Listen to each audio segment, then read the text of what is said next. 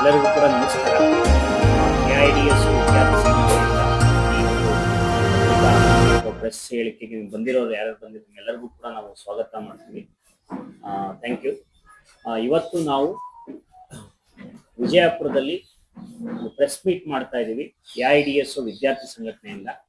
ಕಾರಣ ಏನಪ್ಪಾ ಅಂತ ಹೇಳಿದ್ರೆ, ನೀವೆಲ್ಲ ಕೂಡ ಗಮನಿಸಿರ್ಬೋದು ಸ್ನೇಹಿತರೆ, ಸರ್ಕಾರ KPS ಮ್ಯಾಗ್ನೆಟ್ ಅನ್ನೋ ಒಂದು ಯೋಜನೆ ಹೆಸರಲ್ಲಿ ಇವತ್ತು ಕರ್ನಾಟಕದಲ್ಲಿ ಒಂದಲ್ಲ ಎರಡಲ್ಲ 40,000ಕ್ಕೂ ಹೆಚ್ಚಿಗೆ ಸರ್ಕಾರಿ ಶಾಲೆಗಳನ್ನ ವಿಲೀನ ಮಾಡಿ ಮುಚ್ಚಾಕ ಕೊಟ್ಟಿದ್ದಾರೆ. ಇವತ್ತು ಅತ್ಯಂತ ಗಂಭೀರವಾದಂತ ವಿಷಯ ಇದು. 6,000 ಗ್ರಾಮ ಪಂಚಾಯತಿಗಳಿಗೆ ಒಂದು ಶಾಲೆಯನ್ನ ತೆಗಿತೀವಿ. LKG ಇಂದ ಹಿಡಿದು 12ನೇ ಕ್ಲಾಸ್ವರೆಗೂ ಕೂಡ ಅಲ್ಲಿ ನಾವು ವ್ಯವಸ್ಥೆ ಮಾಡ್ತೀವಿ. ಹಾಗಾಗಿ ನಾವು ಇವತ್ತು ಕಡಿಮೆ ಸಂಖ್ಯೆ ಅಂದ್ರೆ ಸರ್ಕಾರಿ ಶಾಲೆಗಳನ್ನ ಏನಿದೆ ಆ ಸರ್ಕಾರಿ ಶಾಲೆಗಳನ್ನೆಲ್ಲಾನು ಕೂಡ ವಿಲೀನ ಮಾಡ್ತೀವಿ ಅಂತ ಹೇಳಿ ಹೊರಟಿದ್ದಾರೆ ಸ್ನೇಹಿತರೆ. ಇದನ್ನ AIDS ವಿದ್ಯಾರ್ಥಿ ಸಂಘಟನೆಯಿಂದ ತೀವ್ರವಾಗಿ ವಿರೋಧಿಸ್ತೀವಿ. ಇವತ್ತು ನಮ್ಮೂರಿನ ಶಾಲೆಗಳು ಉಳಿಬೇಕು, ನಮ್ಮೂರಿನ ಶಾಲೆಗಳು ನಮ್ಮ ಊರಿನ ಒಂದು ಅಸ್ತಿತ್ವ, ಅಂತ ಶಾಲೆಗಳನ್ನ ಮುಚ್ಚಾಕ್ಬಾರ್ದು ಅಂತ ನಾವು ಹೇಳ್ತಾ ಇದ್ದೀವಿ. ಇವತ್ತು ಅಕ್ಟೋಬರ್ 15ನೇ ತಾರೀಕು ಅಂದ್ರೆ 2025ರಲ್ಲಿ ಒಂದು ನಡಾವಳಿಗಳನ್ನ ಬಿಟ್ಟಿದ್ದಾರೆ. ಅದು ಶಿಕ್ಷಣ ಸಚಿವರು ಅವರ ಡಿಪಾರ್ಟ್ಮೆಂಟ್ ಇಂದ. ಅದರಲ್ಲಿ ಎಷ್ಟು ವಿಸ್ತಾರವಾಗಿ ಅವ್ರು ಹೇಳಿದ್ದಾರೆ ಅಂತ ಹೇಳಿದ್ರೆ, KPS ಮ್ಯಾಗ್ನೆಟ್ ಯೋಜನೆ ತಂದು 3 ರಿಂದ 6 ಕಿಲೋಮೀಟರ್ ವ್ಯಾಪ್ತಿಯಲ್ಲಿರುವಂತ ಎಲ್ಲಾ ಸರ್ಕಾರಿ ಶಾಲೆಗಳನ್ನು ಕೂಡ ವಿಲೀನ ಮಾಡ್ತೀವಿ ಅಂತ ಹೇಳಿ. ಅಷ್ಟು ಮಾತ್ರ ಅಲ್ಲ, KPS ಮ್ಯಾಗ್ನೆಟ್ ಅಂತ ಏನು ಯೋಜನೆ ತರ್ತಾ ಇದ್ದಾರೆ KPS ಶಾಲೆಗಳು ಅಂತೇಳಿ, ಆ ಶಾಲೆಗಳಿಗೆ ಏನು 5-6 ಕಿಲೋಮೀಟರ್ ಡಿಸ್ಟೆನ್ಸ್ ಇರುತ್ತಲ್ಲ, ಅದಕ್ಕೆ ಬಸ್ ವ್ಯವಸ್ಥೆಯನ್ನ ಸರ್ಕಾರ ಮಾಡಲ್ವಂತ. ಪೋಷಕರು ಮತ್ತೆ SDMC ಸದಸ್ಯರು ಮಾಡ್ಬೇಕಂತ. ಹಾಗೇನೆ ಆ ಸರ್ಕಾರಿ ಶಾಲೆಗಳಿಗೆ ನಿರ್ವಹಣೆ ಮಾಡೋದನ್ನ ಇನ್ಮುಂದೆ HM ಮತ್ತೆ ಪೋಷಕರು ಮಾಡಕ್ ಅಧಿಕಾರ ಇಲ್ವಂತ. ಅದನ್ನ ಹೊರಗುತ್ತಿಗೆ ಕೊಡ್ತಾರಂತೆ. ಕಾಂಟ್ರಾಕ್ಟ್ ಹೊರಗುತ್ತಿಗೆ ಪ್ರೈವೇಟ್ ಏಜೆನ್ಸಿಗಳಿಗೆ ಕೊಡ್ತಾರ. ಅಷ್ಟು ಮಾತ್ರ ಅಲ್ಲ, ಅಲ್ಲಿ ಮುಂದೆ ಆರ್ಥಿಕ ಸಹಾಯವನ್ನ ಸರ್ಕಾರದಿಂದ ನೀವು ಕೇಳಬಾರದು. ನಿಮ್ಮ ಶಾಲೆಯ ಒಂದು ಇನ್ಕಮ್ ಅನ್ನ ನೀವೇ ಉತ್ಪತ್ತಿ ಮಾಡ್ಕೋಬೇಕು ಅಂತೇಳಿ ಸರ್ಕ್ಯುಲರ್ ಅಲ್ಲಿ ಬರ್ದಿದ್ದಾರೆ ಕ್ಲಿಯರ್ ಕಟ್ ಆಗಿ. ಅದರ ಅರ್ಥ ಶಿಕ್ಷಣವನ್ನ ಸಂಪೂರ್ಣವಾಗಿ ಖಾಸಗೀಕರಣ ಮಾಡೋದಕ್ಕೆ ಹೊರಟಿದ್ದಾರೆ KPS ಶಾಲೆಗಳ ಮೂಲಕ. ಇವಾಗಲೇ ಮಂಡ್ಯ ಜಿಲ್ಲೆ KR ಪೇಟೆ KPS ಶಾಲೆಯಲ್ಲಿ 3,600 ರೂಪಾಯಿ ಗೌರ್ಮೆಂಟ್ KPS ಶಾಲೆಯಲ್ಲಿ ಇವತ್ತು ದುಡ್ಡನ್ನ ವಸೂಲಿ ಮಾಡ್ತಾ ಇದ್ದಾರೆ. ಇದೇ ರೀತಿ ಆದ್ರೆ ಎಲ್ಲಾ KPS ಶಾಲೆಗಳಲ್ಲೂ ಕೂಡ ದುಡ್ಡನ್ನ ವಸೂಲಿ ಮಾಡೋದಿಕ್ಕೆ ಇದು ಸರ್ಕ್ಯುಲರ್ ಅವ್ರು ಬಿಟ್ಟಿರುವಂತದ್ದು. ಈ ಹಿನ್ನೆಲೆಯಲ್ಲಿ ಸ್ನೇಹಿತರೆ, ನಮ್ಮೂರಿನ ಸರ್ಕಾರಿ ಶಾಲೆಗಳು ಉಳಿಬೇಕು ಅಂತೇಳಿ ನಾವು ಹೋರಾಟ ಮಾಡ್ತಾ ಇದೀವಿ. ಅಷ್ಟು ಮಾತ್ರ ಅಲ್ಲ, ಈ ಯೋಜನೆಯನ್ನ ಇಂಪ್ಲಿಮೆಂಟ್ ಮಾಡೋದಕ್ಕೆ ನಮ್ಮ ಸರ್ಕಾರದ ಮಹಾನುಭಾವರು ಅವರು ಇವತ್ತು ಏಷ್ಯನ್ ಡೆವಲಪ್ಮೆಂಟ್ ಬ್ಯಾಂಕ್ ಅಲ್ಲಿ 2,500 ಕೋಟಿ ರೂಪಾಯಿ ಸಾಲ ತಗೊಂಡಿದ್ದಾರೆ. ಎಂತ ಗಂಭೀರವಾದ ವಿಚಾರ ಅಂತ ಹೇಳಿದ್ರೆ, ನಾವು ಕಟ್ಟುವಂತ ಟ್ಯಾಕ್ಸ್ ದುಡ್ಡು, ತೆರಿಗೆ ದುಡ್ಡು ಅವ್ರಿಗೆ ಸಾಲಲ್ವಂತೆ. ನಮಗೆ ಶಿಕ್ಷಣ ಕೊಡೋದಕ್ಕೆ, ಆರೋಗ್ಯ ಕೊಡೋದಕ್ಕೆ ಸಾಲಲ್ವಂತೆ. 2,500 ಕೋಟಿ ರೂಪಾಯಿ ಸಾಲ ಮಾಡಿದ್ದಾರೆ. ಅಷ್ಟು ಮಾತ್ರ ಅಲ್ಲ, ಕಲ್ಯಾಣ ಕರ್ನಾಟಕ ನಿಧಿಯಿಂದನೂ ದುಡ್ಡು ತಗೋತಾ ಇದ್ದಾರೆ, ಮೈನಾರಿಟಿ ಡಿಪಾರ್ಟ್ಮೆಂಟ್ ಇಂದನೂ ದುಡ್ಡು ತಗೋತಾ ಇದ್ದಾರೆ, ಗಣಿ ಬಾಧಿತ ಜಿಲ್ಲೆಗಳಲ್ಲಿರುವಂತ ದುಡ್ಡನ್ನು ಕೂಡ ತಗೋತಾ ಇದ್ದಾರೆ.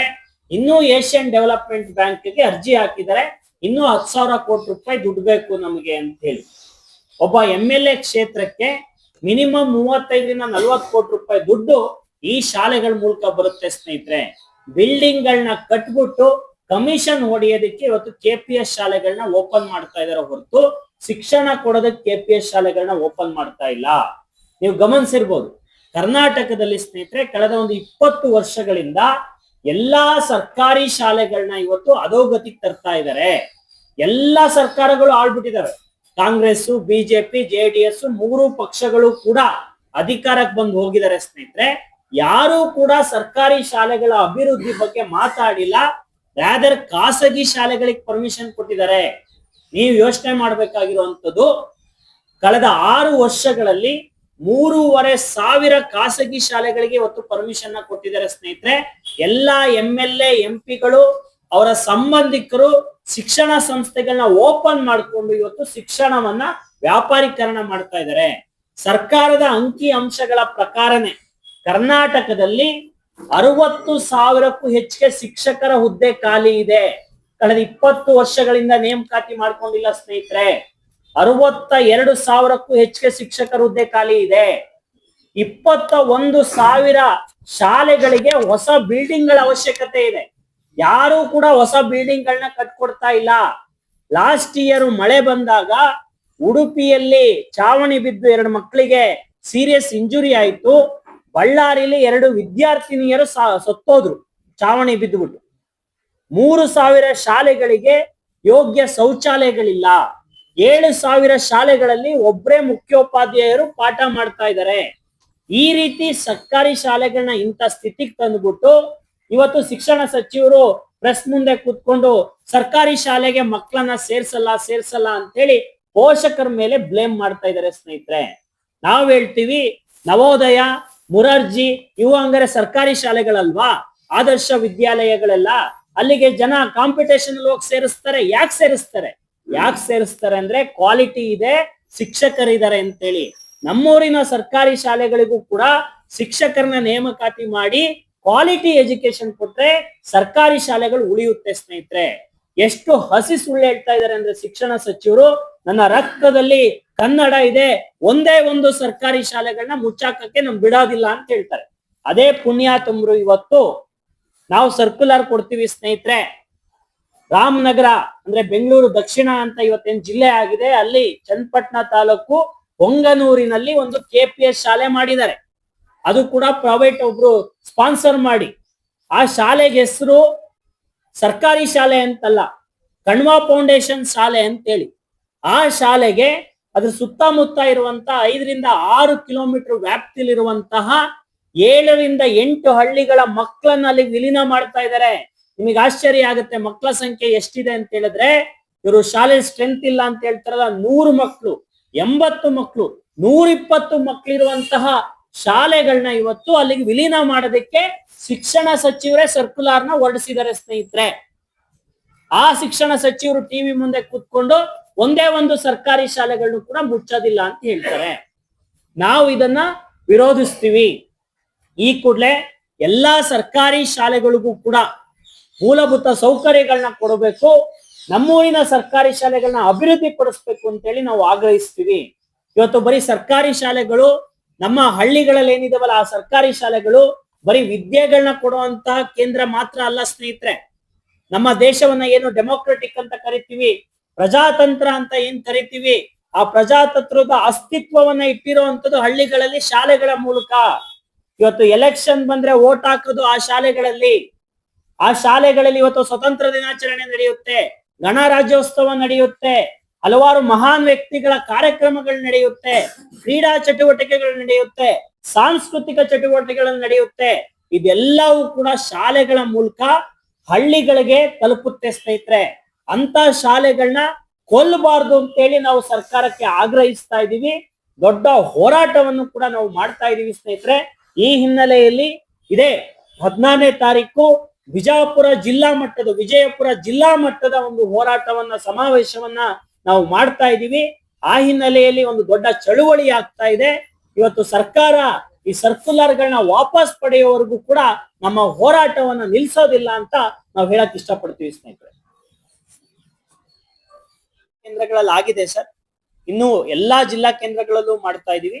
ಅದೇ ರೀತಿ ಏಪ್ರಿಲ್ 8ನೇ ತಾರೀಕು ಬೆಂಗಳೂರಿನ ಫ್ರೀಡಂ ಪಾರ್ಕ್ ಅಲ್ಲಿ ಸಾವಿರಾರು ಜನ ಸೇರಿ ದೊಡ್ಡ ಮಟ್ಟದಲ್ಲೂ ಕೂಡ ಹೋರಾಟ ಮಾಡ್ತಾ ಇದೀವಿ ಅಂತ ಕೇಳ್ಕೊತೀವಿ. ಅದು ಉತ್ತರ ಕರ್ನಾಟಕ ಭಾಗದಲ್ಲಿ ಏನು ಮಕ್ಳಿಲ್ಲ ಅಂತ ಹೇಳ್ತಾರಲ್ಲ, ನಾನೇ ಈ ಶಾಲೆಗಳಿಗೆ ಹೋಗಿದ್ದೀನಿ ಸ್ನೇಹಿತರೆ. 500, 600, 700 ಮಕ್ಕಳು ನಮ್ಮ ಶಾಲೆಗಳಲ್ಲಿ ಇದ್ದಾರೆ. ಇದನ್ನ ನೀವು ದಯವಿಟ್ಟು ಆ ಜನಗಳಿಗೆ ತಿಳಿಯೋ ಮಟ್ಟಿಗೆ, ಶಿಕ್ಷಣ ಸಚಿವರಿಗೆ ತಿಳಿಯೋ ಮಟ್ಟಿಗೆ ನೀವು ವರದಿ ಮಾಡಬೇಕು. ಮಕ್ಕಳನ್ನ ಕಳಿಸ್ತಿಲ್ಲ ಅಂತ ಹೇಳ್ತಾರೆ. ಬಿಜಾಪುರದಿಂದ 5ರಿಂದ 10 ಕಿಲೋಮೀಟರ್ ಸುತ್ತಮುತ್ತ ಹೋದ್ರೆ 500, 600 ಮಕ್ಕಳು ನಮ್ಮ ಸರ್ಕಾರಿ ಶಾಲೆಯಲ್ಲಿ ಓದ್ತಾ ಇದ್ದಾರೆ. ಅಂತ ಸರ್ಕಾರಿ ಶಾಲೆಗೆ ಒಳ್ಳೆ ಮೂಲಭೂತ ಸೌಕರ್ಯಗಳನ್ನ ಕೊಡೋದ್ ಬಿಟ್ಟು ಇವತ್ತು 5-6 ಕಿಲೋಮೀಟರ್ಗೆ ಒಂದು ಮ್ಯಾಗ್ನೆಟ್ ಶಾಲೆ ಓಪನ್ ಮಾಡಿ ವಿಲೀನ ಮಾಡ್ತೀವಿ ಅಂತ ಹೇಳ್ತಾ ಇದ್ದಾರೆ. ಇದರಿಂದ ಡ್ರಾಪ್ ಔಟ್ಸ್ ಗಳ ಸಂಖ್ಯೆ ಜಾಸ್ತಿ ಆಗುತ್ತೆ ಸ್ನೇಹಿತರೆ. ಗುಜರಾತ್ ಅಲ್ಲಿ ಇದೇ ಮಾಡೆಲ್ ನ 2024ರಲ್ಲಿ ಇಂಪ್ಲಿಮೆಂಟ್ ಮಾಡಿದ್ದಾರೆ. ಇವಾಗ ವರದಿ ಬಂದಿದೆ, 2.5 ಲಕ್ಷ ಮಕ್ಕಳು ಶಾಲೆಯಿಂದ ಹೊರಗಡೆ ಬಂದಿದ್ದಾರೆ. ಅದರಲ್ಲೂ ಕೂಡ ಹೆಚ್ಚಿಗೆ ಮಕ್ಕಳು ಹೆಣ್ಮಕ್ಳು, ಅವ್ರ ಶಿಕ್ಷಣದಿಂದ ವಂಚಿತರಾಗಿದ್ದಾರೆ. ಇವತ್ತು ಈ KPS ಮ್ಯಾಗ್ನೆಟ್ ಯೋಜನೆ ಮಾಡ್ಬಿಟ್ಟು ನೀವೆಲ್ಲ ಕೂಡ ಗಮನಿಸಿರ್ಬೋದು, ಶಿಕ್ಷಣ ಸಚಿವರು ಒಂದು ರಿಪಬ್ಲಿಕ್ ಟಿವಿಲಿ ಇಂಟರ್ವ್ಯೂ ಕೊಟ್ರು. ಎಂತ ದುರಂತ ಅಂತ ಅನ್ಸುತ್ತೆ ನನಗೆ, ಇಂಥ ಶಿಕ್ಷಣ ಸಚಿವರನ್ನ ನಾವು ಪಡೆದಿದೀವಲ್ಲ ಅಂತ ಹೇಳಿ. ಆ ಶಿಕ್ಷಣ ಸಚಿವರು ಏನ್ ಹೇಳ್ತಾರೆ ಅಂದ್ರೆ, ನಮ್ಮ ಮಕ್ಕಳು ಅಡಕೆ ಸುಲಿಯೋದ್ ಕಲಿಬೇಕಂತೆ, ಟೈಲರಿಂಗ್ ಕಲಿಬೇಕಂತೆ, ಹೇರ್ ಕಟ್ ಮಾಡೋದ್ ಕಲಿಬೇಕಂತೆ, ಸೆಕ್ಯೂರಿಟಿ ಗಾರ್ಡ್ ಗಳಾಗಿ ಹೆಂಗೆ ಬೆಂಗಳೂರಲ್ಲಿ ಕೆಲಸ ಮಾಡೋದು ಅಂತ ಕಲಿಬೇಕಂತೆ. ಆ ಪುಣ್ಯಾತ್ಮನ್ ಮಾತಲ್ಲಿ ಬಾಯಲ್ಲಿ ಒಂದೇ ಒಂದ್ ಮಾತು ಬರ್ಲಿಲ್ಲ. ನಮ್ಮ ಸರ್ಕಾರಿ ಶಾಲೆಯಲ್ಲಿ ಓದ್ತಾ ಇರುವಂತ ಮಕ್ಕಳು ಇಂಜಿನಿಯರ್ ಆಗ್ಲಿ, ಡಾಕ್ಟರ್ ಆಗ್ಲಿ, ಮಹಾನ್ ವ್ಯಕ್ತಿ ಆಗ್ಲಿ, ಸಾಹಿತಿ ಆಗ್ಲಿ, ಅಥವಾ ಈ ಒಂದು ವಿಶ್ವವಿದ್ಯಾಲಯದ ಕುಲಪತಿ ಆಗ್ಲಿ, ಪ್ರೊಫೆಸರ್ ಆಗ್ಲಿ ಅಂತ ಒಂದು ಮಾತು ಬರ್ಲಿಲ್ಲ. ನಾವು ಕರ್ನಾಟಕದಲ್ಲಿದ್ದು ಜನಗಳು ಇದನ್ನ ಗಟ್ಟಿಯಾಗಿ ಧ್ವನಿ ಎತ್ತಬೇಕು ಅಂತ ನಂಗೆ ಅನ್ಸುತ್ತೆ ಸ್ನೇಹಿತರೆ. ಇವರ ಉದ್ದೇಶನೇ ಇವತ್ತು ಕಡಿಮೆ ಸಂಬಳಕ್ಕೆ ದುಡಿಯುವಂತ ಕೂಲಿ ಕಾರ್ಮಿಕರನ್ನ ತಯಾರು ಮಾಡುವಂತ ಕಾರ್ಪೊರೇಟ್ ಕಂಪ್ನಿಗಳಿಗೆ ಬೇಕಾಗಿರುವಂತ ಒಬ್ಬ ಅಂದ್ರೆ ಸ್ಕಿಲ್ ಲೇಬರ್ ಅಂತ ಏನ್ ಕರಿತೀವಿ, ಅವ್ರ ಕಂಪ್ನಿಲಿ ಹೋಗಿ ಗುಲಾಮ್ರ ತರ ದುಡಿಯುವಂತ ಒಬ್ಬ ಸ್ಕಿಲ್ ಲೇಬರ್ ಗಳನ್ನ ರೆಡಿ ಮಾಡೋದಕ್ಕೆ ಇವರು KPS ಮ್ಯಾಗ್ನೆಟ್ ಶಾಲೆಗಳನ್ನ ಮಾಡ್ತಾ ಇದ್ದಾರೆ ಹೊರತು ವೈಜ್ಞಾನಿಕವಾಗಿ ಪ್ರಜಾತಾಂತ್ರಿಕವಾಗಿ ಯೋಚನೆ ಮಾಡುವಂತ ಮನುಷ್ಯನ ಸೃಷ್ಟಿ ಮಾಡುವಂತ ಶಿಕ್ಷಣ ವ್ಯವಸ್ಥೆಯನ್ನ ಇವ್ರು ಕೊಡ್ತಾ ಇಲ್ಲ. ಅದಕ್ಕೋಸ್ಕರ ಇವತ್ತು ಅಜೀಂ ಪ್ರೇಮ್ಜಿ ಆಗಿರ್ಬೋದು, ಟಾಟಾ ಆಗಿರ್ಬೋದು, ಅದಾನಿ ಆಗಿರ್ಬೋದು, ಅವರಿಗೆ ಬೇಕಾದಂತಹ ಶಿಕ್ಷಣವನ್ನ ಇವತ್ತು ನಮ್ಮ ಮಕ್ಕಳಲ್ಲಿ ತರೋದಕ್ಕೆ ಇವರೆಲ್ಲ ಕೂಡ ಪ್ಲಾನ್ ಮಾಡ್ತಾ ಇದ್ದಾರೆ.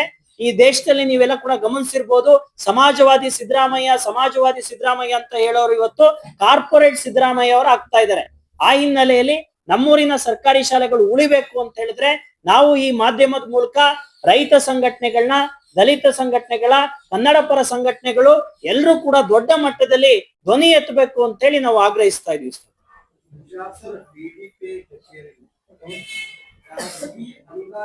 ಶಾಲೆಗಳಿಗೆ ಅನುಮೋದನೆ ಕೊಡೋ ಸಾಫ್ಟ್ವೇರ್ ನ ಹೈಜಾಕ್ ಮಾಡ್ಕೊಂಡ್ಬಿಟ್ಟು DDPI ಪಾಸ್ ಮಾಡೋ ಲಾಗಿನ್ ಮಿಸ್ಯೂಸ್ ಮಾಡ್ಕೊಂಡು 58 ಸ್ಕೂಲ್ಗಳಿಗೆ ಅನುಮೋದನೆ ಕೊಟ್ಟಿದ್ದಾರೆ. DDPI ಎಫ್ಐಆರ್ ಮಾಡ್ತಾರೆ, ನನ್ನ ಸಂಸ್ಥೆ ಹ್ಯಾಕ್ ಮಾಡಿ ಅದನ್ನ ಇನ್ಲೀಗಲ್ ಆಗಿ ಅನುಮೋದನೆ ಕೊಟ್ಟಿದ್ದಾರೆ. ಇದು ಶಿಕ್ಷಣ ವ್ಯವಸ್ಥೆ ಭದ್ರತೆಗೆ ಸಂಬಂಧಪಟ್ಟಿದೆ. ನಿಮ್ಮ ಸಂಘಟನೆಯವರು ಆಲ್ರೆಡಿ ಎಫ್ಐಆರ್ ಆಗಿ ಪ್ರತಿಷ್ಠಿತವಾಗಿರೋದು, ನಿಮ್ಮ ಸಂಘಟನೆಯವರು ಈವರೆಗೆ ಅದ್ರ ಬಗ್ಗೆ ಧ್ವನಿ ಎತ್ತಿಲ್ಲ. ಖಂಡಿತ ಸರ್, ನಂಗೆ ವಿಷಯ ಇವಾಗ ನನಗೆ ಮನವರಿಕೆ ಆಗ್ತದೆ ನಿಮ್ಮ ಮೂಲಕ. ಖಂಡಿತ ಧ್ವನಿ ಎತ್ತಿಸ್ತೇವೆ. ಇದನ್ನ ಇಲ್ಲೇ ಸರ್ ಬಲವಾಗಿ ನಾವು ಖಂಡಿಸ್ತೀವಿ, ವಿರೋಧಿಸ್ತೀವಿ. ಇವತ್ತು ಎಲ್ಲ ಕೂಡ ಶಾಮೀಲಾಗಿದ್ದಾರೆ ಸರ್. ಅದಕ್ಕೆ ನಾ ಹೇಳದ್ನಲ್ಲ, ಶಿಕ್ಷಣ ಹಕ್ಕು ಕಾಯ್ದೆ ಪ್ರಕಾರ ಸರ್ 3 ಕಿಲೋಮೀಟರ್ ರೇಡಿಯಸ್ ಅಲ್ಲಿ ಒಂದೇ ಒಂದು ಖಾಸಗಿ ಶಾಲೆ ಇರಬಾರ್ದು, ಆ ಹಕ್ಕು ಕಾಯ್ದೆ ಪ್ರಕಾರ. ಬಟ್ ಇವತ್ತು ಗಲ್ಲಿಗೆ ಖಾಸಗಿ ಶಾಲೆಗಳು ಕಾಣಿಸ್ತಾ ಇದೆ. ನಾವು ಇದನ್ನ ಬಲವಾಗಿ ವಿರೋಧಿಸ್ತೀವಿ ಸರ್. ಹಾಗೇನೆ ಈ KPS ಮ್ಯಾಗ್ನೆಟ್ ಯೋಜನೆಯನ್ನು ಕೂಡ ವಿರೋಧಿಸ್ತೀವಿ ಸರ್. ಈಗ ಸರ್ಕಾರಿ ಶಾಲೆಗಳು ಅಷ್ಟೇ ಅಲ್ಲ, ಬೇರೆ ಬೇರೆ ಅನುದಾನಿತ ಶಾಲೆಗಳಲ್ಲಿ ಕೂಡ ಚಿತ್ರಕಲಾ ಶಿಕ್ಷಕರ ನೇಮಕಾತಿ ಇಲ್ಲ, ಫಿಸಿಕಲ್ ಎಜುಕೇಶನ್ಗೆ ಶಿಕ್ಷಕರ ನೇಮಕಾತಿ ಇಲ್ಲ. ಎಲ್ಲೋ ಒಂದ್ ಕಡೆ ಸರ್ಕಾರ ಮಕ್ಕಳಲ್ಲಿ ನೈತಿಕತೆಯನ್ನ ಒಡೆದು ಉರುಳಿಸ್ತಾ ಇದೆಯಾ ಸರ್? ಒಂದು ಗಾದೆ ಇದೆ ಸರ್, ಒಂದು ನಾಯಿನ ಕೊಲ್ಬೇಕು ಅಂತ ಹೇಳಿದ್ರೆ ಮೊದ್ಲು ಅದನ್ನ ಹುಚ್ಚು ನಾಯಿ ಅಂತ ಬಿಂಬಿಸ್ಬೇಕಂತ. ಇವತ್ತು ಸರ್ಕಾರ ಏನ್ ಮಾಡಕ್ ಕೊಟ್ಟಿದ್ದಾರೆ ಅಂತ ಹೇಳಿದ್ರೆ ಸರ್, ನಮ್ಮ ಸರ್ಕಾರಿ ಶಾಲೆಗಳನ್ನ ಸರಿ ಇಲ್ಲ ಅಂತೇಳಿ ಹುಚ್ಚು ನಾಯಿ ತರ ಮಾಡಕ್ ಹೊರಟಿದ್ದಾರೆ. ಅದಕ್ಕೆ ಕಳೆದ 20 ವರ್ಷಗಳಿಂದ ಯಾವುದೇ ನೇಮಕಾತಿ ಇಲ್ಲ. ಇವತ್ತು ಶಿಕ್ಷಣ ನೀವ್ ಹೇಳಿದ್ರಲ್ಲ, ಚಿತ್ರಕಲಾ ಶಿಕ್ಷಕರು ಬೇಕಾಗಿದೆ, ದೈಹಿಕ ಶಿಕ್ಷಕರು ಬೇಕಾಗಿದೆ, ಒಳ್ಳೆ ಒಂದು ಸಬ್ಜೆಕ್ಟಿಗೆ ಒಬ್ರು ಟೀಚರ್ಸ್ ಇಲ್ಲ ಸರ್ ಇವತ್ತು. ಅದಕ್ಕೆ 70,000 ಶಿಕ್ಷಕರ ಹುದ್ದೆ ಖಾಲಿ ಇರುವಂತದ್ದು. ಆಮೇಲೆ ಇವಾಗ ಜನಗಳಿಗೆ ಅನ್ಸ್ಬೇಕು, ನೀವು ಆ ಶಾಲೆಗೆ ಸೇರ್ಸಿದ್ರೆ ನಮ್ಮ ಮಕ್ಳು ಎಲ್ಲಿ ಓದ್ತಾರೆ ಅಂತ. ಆಮೇಲೆ ಆರಾಮಾಗಿ ಮುಚ್ಚಾಕ್ತಾರೆ. ಮೊನ್ನೆ ಒಂದು ಆಘಾತಕಾಲ ಸುದ್ದಿ ಸರ್, ಖಾಸಗಿ ಶಿಕ್ಷಣ ಸಂಸ್ಥೆಗಳ ಕೆಲವು ಮುಖ್ಯ ಅಧ್ಯಕ್ಷರು, ಕಾರ್ಯದರ್ಶಿಗಳು ಹೋಗಿ ಈ KPS ಮ್ಯಾಗ್ನೆಟ್ ಏನ್ ವಿಲೀನ ಮಾಡೋದು ಸರಿ ಇಲ್ಲ ಅಂತ ಅನ್ಸ್ತಾ ಇದೆ, ಬಡವ್ರ ಮಕ್ಳಿಗಾರ ಶಿಕ್ಷಣದಿಂದ ವಂಚಿತ ಆಗುತ್ತಂತೆ ಅಂತ ಹೇಳಿ ನಮ್ಮ ಕರ್ನಾಟಕ ಸರ್ಕಾರದ IAS ಅಧಿಕಾರಿಗಳ ಹತ್ರ ಶೇರ್ ಮಾಡ್ಕೊಂಡಿದ್ದಾರೆ. ಹೇಳ್ಬಾರ್ದು ಓಪನ್ ಆಗಿ, ಬಟ್ ಹೇಳ್ತಾ ಇದೀನಿ, ಎಷ್ಟು ಓಪನ್ ಆಗಿ ನಡೆಯುತ್ತೆ ವ್ಯವಹಾರ ಇವತ್ತು ಅಂತ. ಅವ್ರು ಏನ್ ಹೇಳಿದಾರೆ ಅಂದ್ರೆ, ನೀವ್ಯಾಕ್ರಿ ಅಪೋಸ್ ಮಾಡ್ತೀರಾ? ನಮ್ಮ ಉದ್ದೇಶ ಇರೋದೇ KPS ಮ್ಯಾಗ್ನೆಟ್ ಯೋಜನೆ ತಂದು ಮುಂದಿನ 10 ವರ್ಷಗಳಲ್ಲಿ ಕರ್ನಾಟಕದಲ್ಲಿರುವಂತ 30 ಲಕ್ಷ ವಿದ್ಯಾರ್ಥಿಗಳು ಖಾಸಗಿ ಶಾಲೆಗಳಿಗೆ ಹೋಗ್ಬೇಕು ಅಂತ. ಖಾಸಗಿ ಶಾಲೆಗಳಿಗೆ ಹೋದ್ರೆ ನಿಮ್ ದುಡ್ಡು ನಿಮ್ ಜೇಬೆ ತಾನೆ ತುಂಬೋದು, ನೀವ್ಯಾಕ್ರಿ ಇದನ್ನ ಅಪೋಸ್ ಮಾಡ್ತೀರಾ ಅಂತ ಅವ್ರಿಗೆ ಬುದ್ಧಿವಾದ ಹೇಳಿ ಕಳಿಸಿದ್ದಾರೆ ಸರ್. ಇದು ನಮ್ಮ ಸರ್ಕಾರದ IAS ಅಧಿಕಾರಿಗಳ ನೀತಿ ನಿಯಮಗಳು.